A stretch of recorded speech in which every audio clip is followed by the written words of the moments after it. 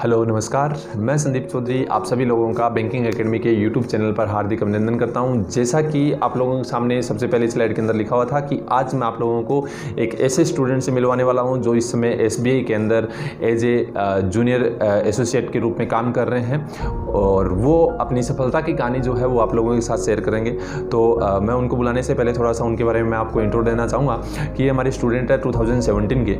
2017 के अंदर उन्होंने बैंकिंग एकेडमी ज्वाइन किया था और 2018 के अंदर इनके काफ़ी एग्जाम भी निकले, लेकिन 2019 के अंदर फाइनली इनको जो है वो जॉब मिली थी एसबीआई की ही जॉब नहीं मिली, इनके साथ में और भी बहुत सारी जॉब जैसे कि एफसीआई के अंदर इन्होंने क्लियर किया था, जैसा कि ग्रामीण बैंक को इन्होंने क्लियर किया था। लेकिन उन्होंने जो ज्वाइन किया वो state bank of India join किया, जो इंडिया का सबसे बड़ा बैंक कह सकते हैं, या ऐसा कह सकते हैं कि आरबीआई के बाद दूसरे नंबर का जो बैंक है वो कौन सा है, स्टेट बैंक ऑफ इंडिया। अगर पब्लिक सेक्टर बैंकों के अंदर बात करें सबसे बड़ा बैंक है कौन सा, स्टेट बैंक ऑफ इंडिया, जो इन्होंने ज्वाइन किया था। और काफ़ी ही शानदार अच्छे स्टूडेंट और सबसे बड़ी चीज़ कि रिस्पेक्टेबल और हर पर्सन को, हर फैकल्टी मेंबर्स को मतलब एक तरह से तवज्जो देने वाले स्टूडेंट हैं। और हम ऐसा कह सकते हैं कि इन्होंने कभी भी क्लास को मिस नहीं किया। और दूसरी चीज़ ये कि करंट अफेयर जो एक इनका डर था, ठीक है, कि हाँ इनको याद नहीं रहता था, और या फिर मैं ऐसा कह सकता हूँ कि जैसे कि मैथ्स इनकी बहुत ऐसा कमज़ोर थी, लेकिन धीरे धीरे अगर देखें तो इन्होंने उस चीज़ को मजबूत किया। और आज अगर मैं बात करूँ तो क्लास के अंदर जब भी हम लोग टेस्ट लेते थे तो सबसे ज़्यादा मार्क्स जो है वो इनके ही आते थे क्लास के अंदर। और सबसे ज़्यादा मार्क्स का मतलब कि अगर 100 मार्क्स का अगर टेस्ट होता तो 2018 के अंदर मोस्टली जो है यानी कि 90, 80 प्लस मार्क्स तो इनके रह ही रहे थे। ठीक है, तो मैं ऐसे स्टूडेंट्स को आप लोगों से मिलवाने वाला हूँ, तो स्वागत करिए मिस्टर पार्थ पटेल का। Hello friends, good morning, good afternoon and good evening. Myself Parth Patel. I am currently work in SBI as a junior associate. After graduation मैंने अपनी फील्ड केमिकल इंजीनियरिंग में वर्क करने के लिए ट्राई की, कई जगह पे वर्क भी किया, लेकिन उतना सेटिस्फेक्शन नहीं हुआ। उसके बाद फ्रेंड्स ने, फैमिलीज़ ने एक सलाह दी कि भाई तुम गवर्नमेंट जॉब के लिए प्रिपरेशन क्यों नहीं करते। और प्रॉब्लम ये हुई कि मुझे उसके बारे में कुछ पता था ही नहीं।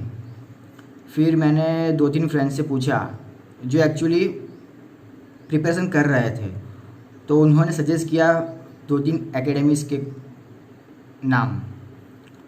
लेकिन मैं बैंकिंग एकेडमी में एज अ डेमो क्लास के लिए ज्वाइन किया और मुझे वहाँ अच्छा लगा।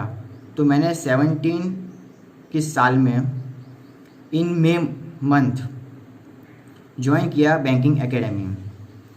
उसी साल मैंने 4 या 5 एग्ज़ाम्स दी, लेकिन 2 या 3 में प्रीलिम्स भी क्लियर हुई, लेकिन मेंस क्लियर नहीं कर पाया। दुख था कि मेंस क्लियर नहीं हुई, लेकिन एक हैप्पीनेस भी थी कि हाँ भाई मैंने ट्राई की और मैं कर सकता हूँ। 2018 में जितनी भी एग्ज़ाम्स आए वो सारी मैंने दी, और प्रॉब्लम अब हुई कि प्रीलिम्स सारी क्लियर हो गई, मेंस एक भी क्लियर नहीं हुई। और सबसे दुख की बात यही हुई कि मेंस पे भी आप 1 मार्क्स, 0.25 मार्क्स, 0.50 मार्क्स से रह जाता था, और वो बहुत बड़ी इफ़ेक्ट करता था आपके रिजल्ट्स पे, खुद पे, आप पे। और उसके बाद तो मैंने मतलब गिव अप ही कर लिया था कि नहीं भाई अब नहीं करना, मतलब अंदर से टूट गया था। लेकिन बाद में फैमिली ने बोला, मम्मी पापा ने, और 1 साल ट्राई कर लो। मेहनत तो मैंने की ही थी और जॉब चाहिए भी थी। 2019 में exams the and finally I got 3 selections, SBI, FCI and RRB, and now finally I am here as a work in a SBI and I am happy right now. Satisfaction की बात करें तो हाँ, पहले से ज़्यादा सेटिस्फेक्शन है, लेकिन और आगे कुछ अच्छा चाहिए। तो उसके लिए यही है कि अगर आप प्रैक्टिस कर रहे हो, प्रिपरेशन कर रहे हो बैंकिंग एग्ज़ाम्स के लिए, not only for banking exams, government exams के लिए, गवर्नमेंट जॉब के लिए, तो डेली प्रैक्टिस करना बहुत ज़रूरी है। रूटीन वर्क आपका अच्छा होना चाहिए। आप सबको पता ही है, maths, English, reasoning, current affair, preparation कैसे करते हैं वो भी आपको पता है। वो आपके आजू बाजू वाले जो मतलब फ्रेंड्स होते हैं ना, भाई ये करो, ये पढ़ो, वो पढ़ो, फोकस मत करो। आपके पास फैकल्टीज़ है, उनसे सलाह लो। वो आपके आजू बाजू वालों फ्रेंड्स या कलीग्स उससे कहीं ज़्यादा अच्छे और एक्सपीरियंस वाले हैं, तो उनकी ही सलाह लो और ख़ुद पे विश्वास रखो। अगर मैथ्स की बात करूँ तो डेली प्रैक्टिस रूटीन बहुत ज़रूरी है।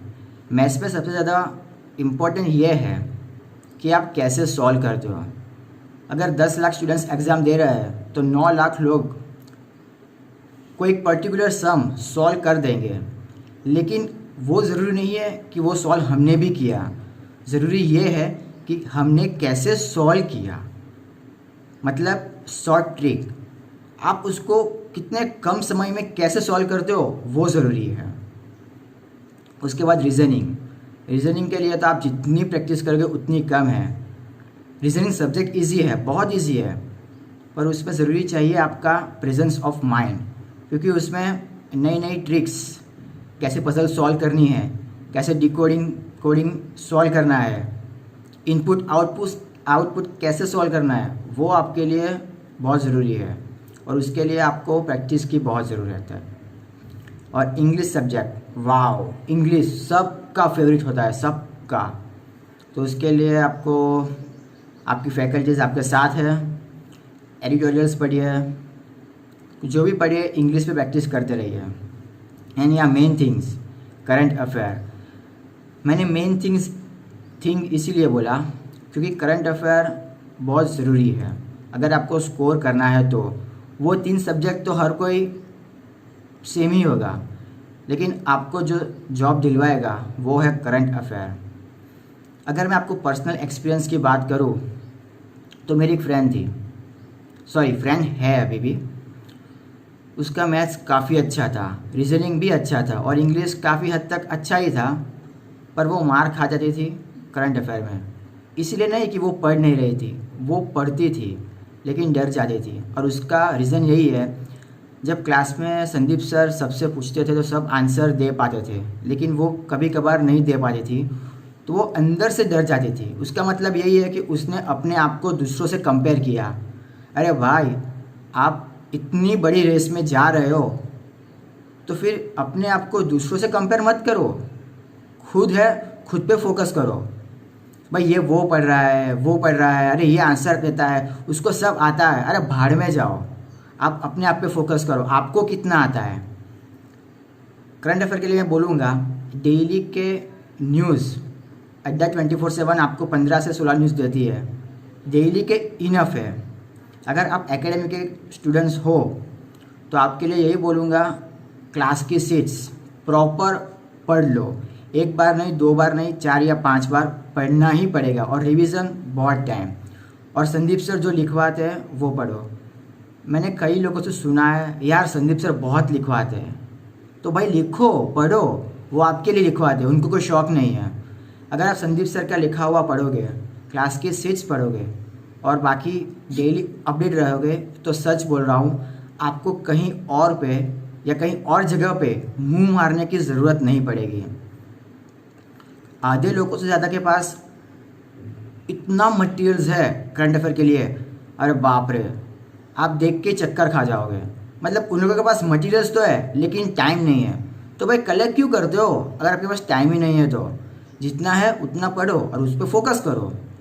मैं कंपैरिजन की बात इसीलिए कर रहा हूँ क्योंकि मैंने काफ़ी बच्चों को देखा है, क्लास में अगर टेस्ट लेते हैं या फिर मतलब कुछ भी हो, अगर कोई एक बंदा या 2 बंदा, नॉट ओनली बंदा, बंदी भी, अगर पहले टेस्ट ख़त्म करता है या कुछ अच्छे ज़्यादा मार्क्स लाता है तो कंपेयर करता है, यार इसको सब कुछ आता है, मुझे क्यों नहीं आता? तो भाई प्रैक्टिस करो, उस पर फोकस क्यों कर रहे हो? समझ आ रही है ना बात मेरी? अपने आप पे फोकस करो और अपने आप पे ट्रस्ट रखो, सब कुछ अच्छा हो जाएगा। मैं तो यही कहना चाहूँगा कि अगर मैंने आपको कुछ बोला है तो मुझ पे भी फोकस मत करो। अगर आपको किसी की बात सुननी है ना तो खुद की बात सुनो और फैकल्टीज़ की बात सुनो, क्योंकि वो हमसे बहुत ज़्यादा एक्सपीरियंस है और उन्हें पता है क्या अच्छा है क्या बुरा है।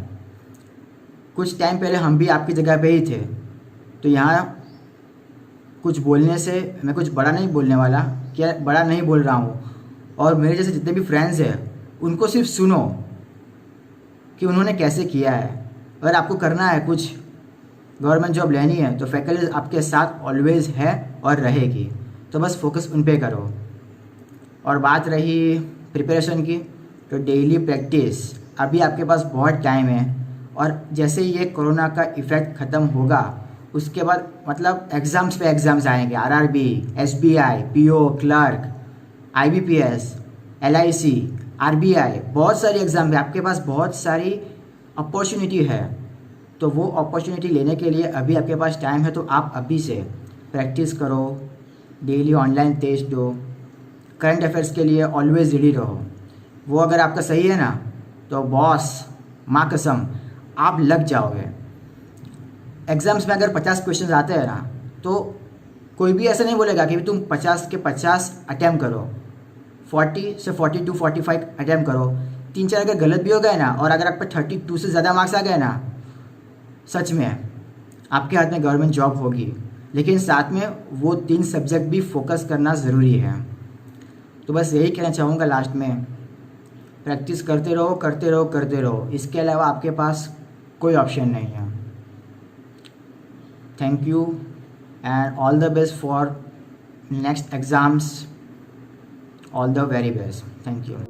जैसा कि आप लोगों ने पार्थ को सुना, उन्होंने काफ़ी अच्छी बातें बताई, जैसा कि उनकी क्या चीज़ें यानी कि कमज़ोर थी, किस चीज़ पे उन्होंने फोकस किया, उसके बाद उनका सिलेक्शन हुआ, सारी चीज़ें उन्होंने आपके सामने रखी है। तो होप्स आपको उनका एक्सपीरियंस जो है काफ़ी पसंद आया होगा। तो ऐसे ही मोटिवेशन जो बच्चों से आप लोगों ने लेना है, ये तो मैंने जैसा आपको बताया कि 2019 के अंदर इनका फाइनल सिलेक्शन हो गया था, लेकिन इस साल के जो स्टूडेंट सिलेक्ट हुए हैं उनका भी बहुत जल्दी मैं आप लोगों के सामने इंट्रो करवाऊँगा, और उनका जो है यानी कि मोटिवेशन वीडियो जो है वो आप लोगों के सामने रखूँगा, ताकि उन्होंने जो यानी कि उनका एक्सपीरियंस रहा है, हमारे साथ रहा है, हम लोगों के साथ रहा है, बैंकिंग एकेडमी के अंदर रहा है, या फिर अपने फ्रेंड सर्कल के साथ रहा है, वो आप लोगों के साथ में ज़रूर शेयर करेंगे। तो नेक्स्ट वीडियो के अंदर मिलते हैं, तब तक के लिए मेरी करंट अफेयर वीडियो के साथ आप लोग जुड़े रहें और ऐसे ही आप लोगों का प्यार हम लोगों के साथ बना रहे। Thank you so